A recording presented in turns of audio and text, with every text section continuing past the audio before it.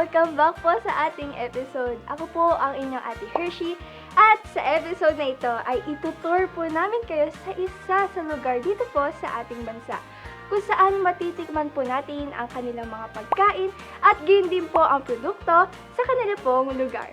Kaya ayain na po natin ang buo po nating pamilya at manood dito sa CFO Today. Tara po at bisitahin natin ang Catanbanas!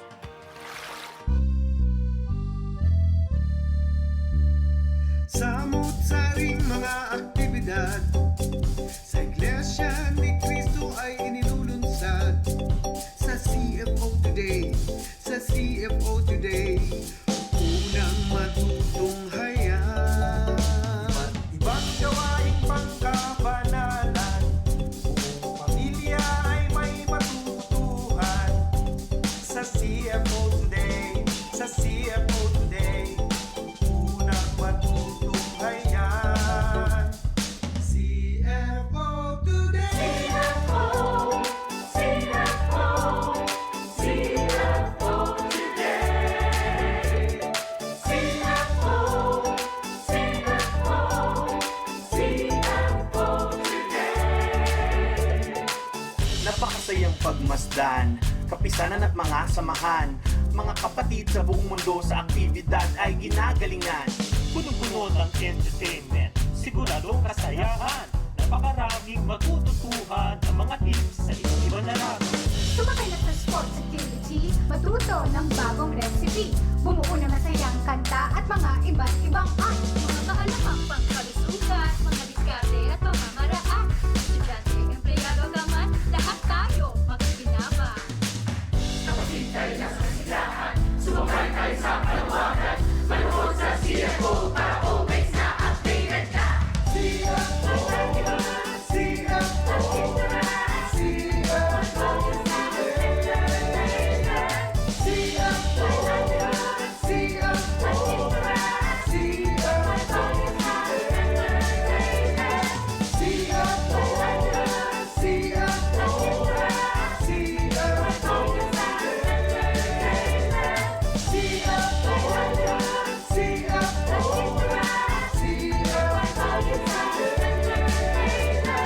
Ang gawain ay makikita, tagumpay sa bawat pagkakaisa.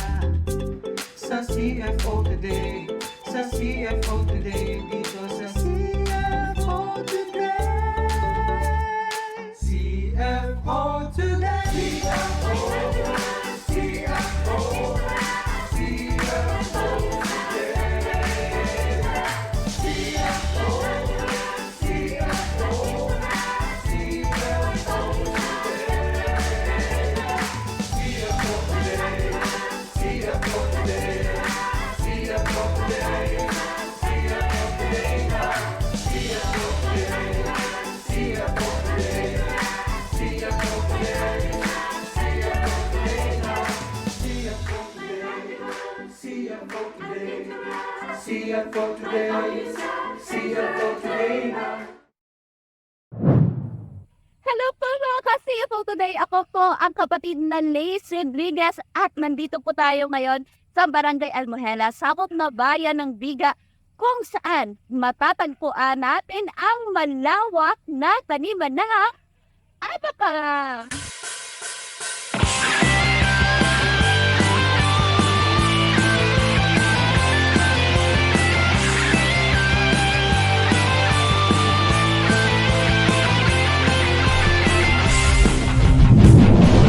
Kaya pakatang ko si kapag na Kimberly Tuirit.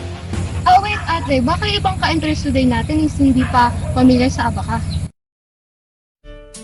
Ang abaka ay isang halaman na pamilya ng saging na may scientific name na Musa textilis, pero ang pinaka napapakinabangan dito ay ang kanyang hibla o fiber na ginagawang damit, lubid at maging papel at marami pang iba.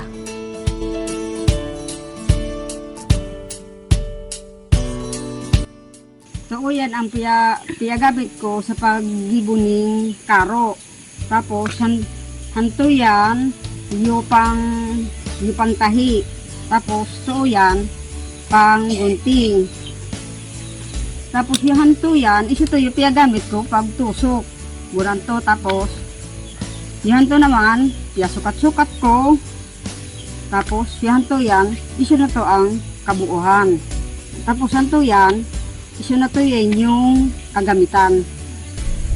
Pero konting trivia lang, alam nyo ba na ang probinsya ng Catanduanes ay ang Abaca capital of the Philippines as declared in Republic Act 11700. Kaya kahit saang lugar ka mapunta dito, kahit saan ka magawin, mapadpad, ay malawak ang taniman ng Abaca. Yes po, Ate Days. Pero Ate Days, curious lang ako, paano kunin yung hibla ng Abaca? Para lang naman puno ng saging. Yun. Kaya mamaya, Ate Kim, ay malalaman natin paano nga ba kinukuha ang hibla ng Abaca, di ba? Kaya yun yung magiging challenge natin. Kaya excited ka na ba, Ate Kim? Yes po, excited na ako. Tara, punta natin sila! Tara!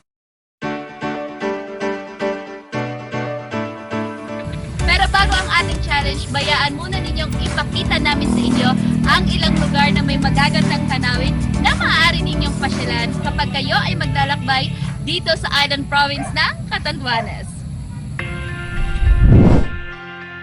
Sa mga kabundukan ng isla ay mapapansin ang maraming puno ng nara at mga abaka.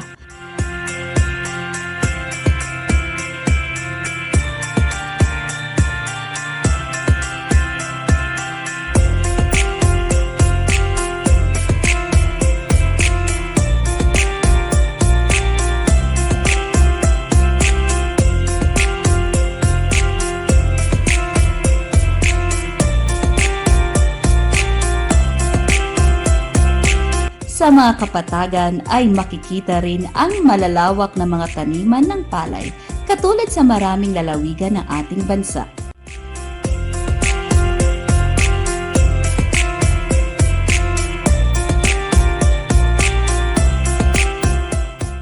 Kabilang na rin sa maaaring bisitahin ang mga magagandang resort sa lalawigang ito.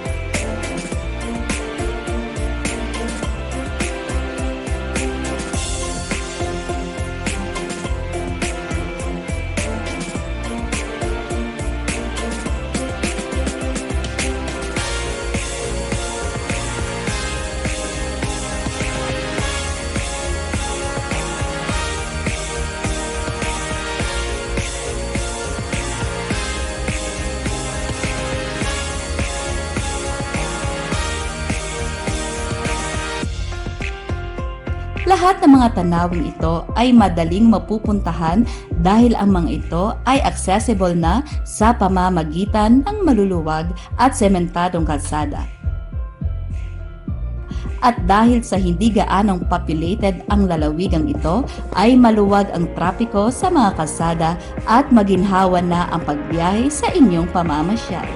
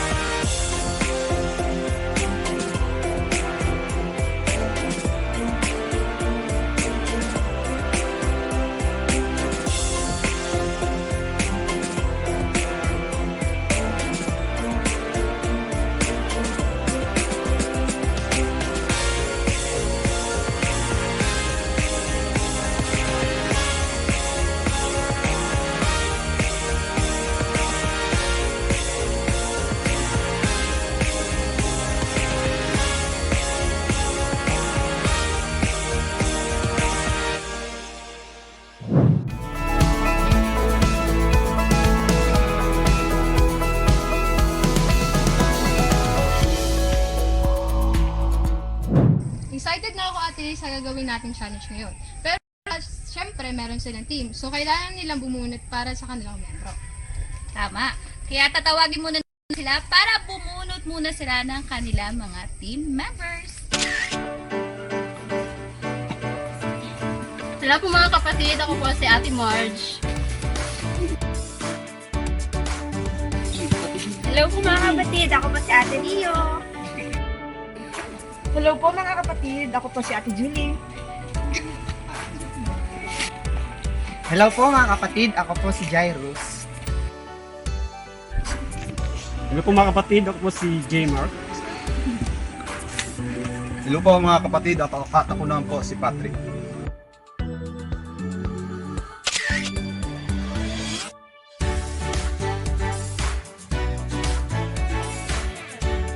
At para maging fair ang challenge nila ngayon, Ate Kim, ay bubunot tayo ng kanilang mga magiging team leaders. Bubunot ako at bubunot si Jen.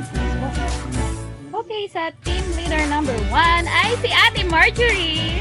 Sa team leader number 2 ay si Ate Julie. Kapit kayo mga ate na team leaders. Ayun. At dahil kayo ang mga team leaders, ay bubunot kayo ng inyong mga members.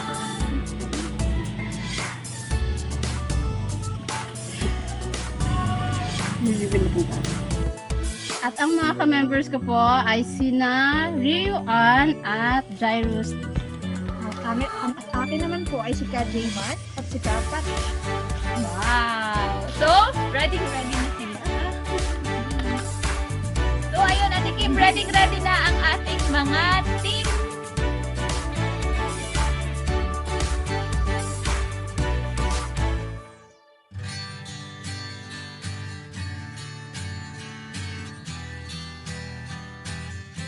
At sa pagsisimula ng challenge ngayon, ay tutulungan sila ng ating mga kapatid na veterano sa paghahagot.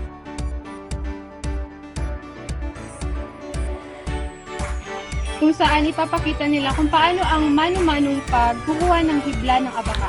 At kung sino ang unang mananalong team ay siya ang panalo sa challenge. Don't worry mga ate at kuya namin mga challenger. Narito ang mga kuya nating veterano sa paghahagot. Si Kuya Violeto at si Kuya Salvador. At ngayon ay bubunot sila kung sino yung magiging guide nila sa challenge ko.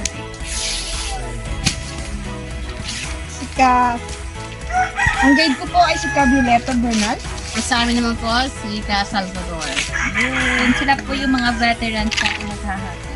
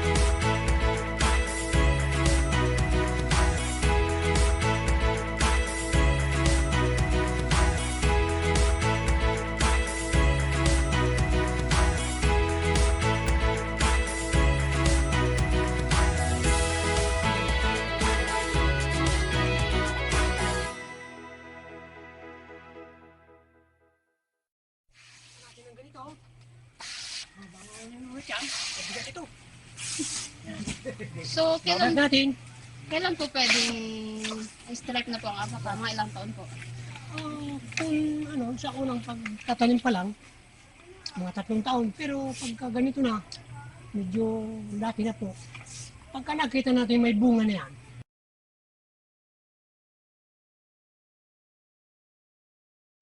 may puso na, pwede na kunin yun. Bawat isa nun. Pwede na putulin at striping. Ganito, paghagot. Mabigat ito kasi ang matibay na abaka. Yung abuab. Magandang klaseng higban bandara ito kung tawagin sa amin.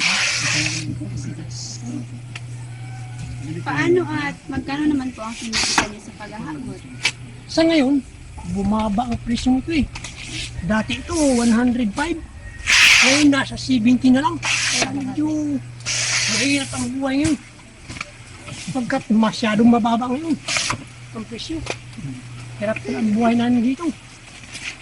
Kaya walang tigil sa paghagot. Mabigat ito. Kunti-kunti nga lang ang lagay ko kasi napakahirap ng hagutin.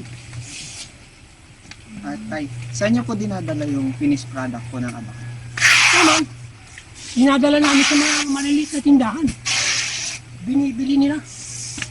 Pagkatapos, binibinta rin nila sa kasa sa birak.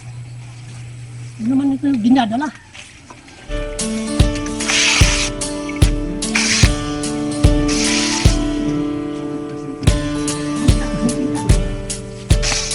Isa sa mga challenger natin ang susubok sa paghahagot. Bibilangan natin sila ng oras kung sinong una makatapos sa paghagot, sila ang panalo. Ready na ba kayo mga kapatid? Ready na po! Let the challenge begin!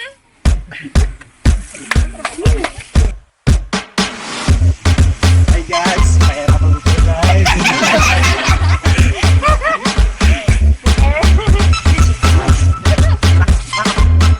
Three, two, one, go!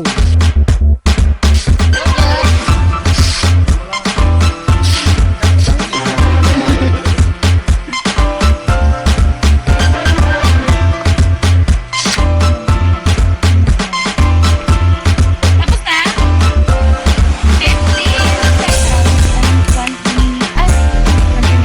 15 seconds. 15 seconds. At ngayon naman, punta tayo sa team. Timer starts.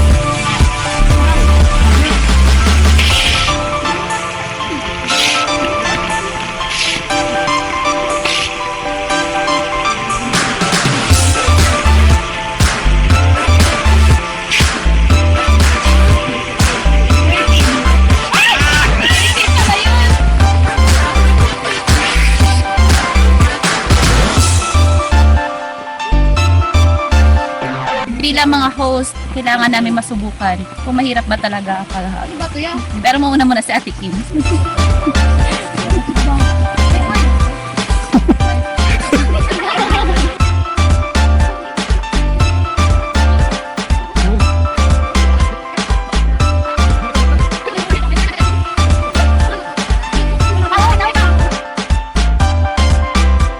At ngayon po, si Ate Liz naman po yung magtatry kung paano po kahirap yung paghahagot. Let's go, Ate Liz! Next po sa episode na ito.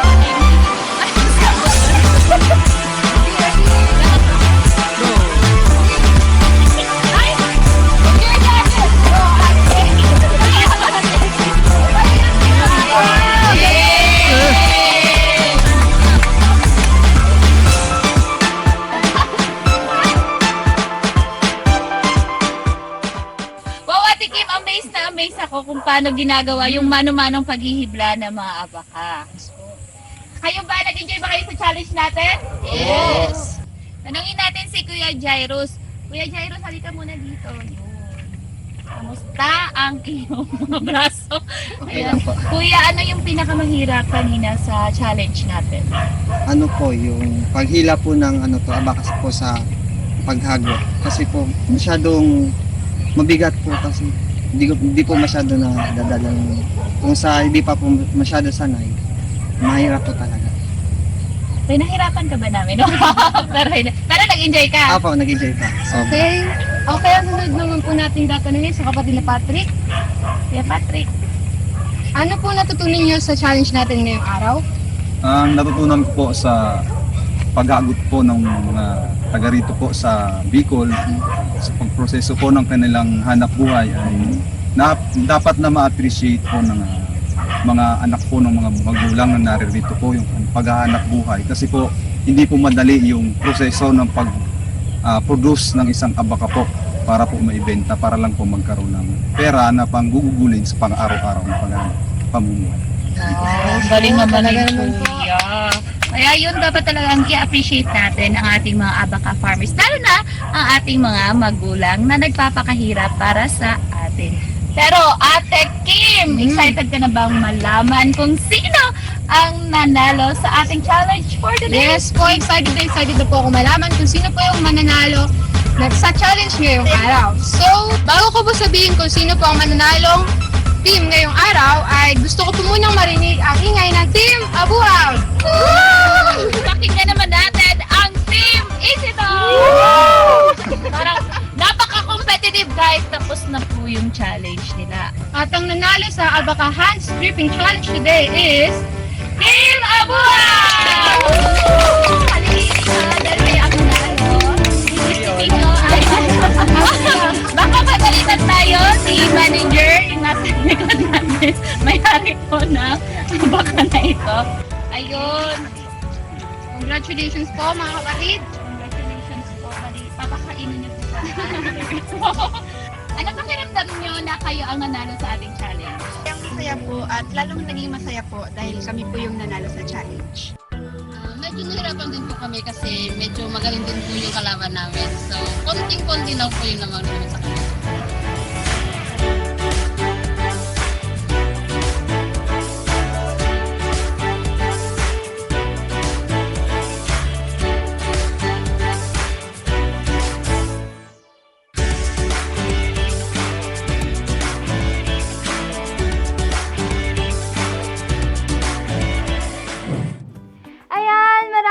Maraming salamat po sa ating mga ate at kuya dyan po sa distrito ng Catanduanes.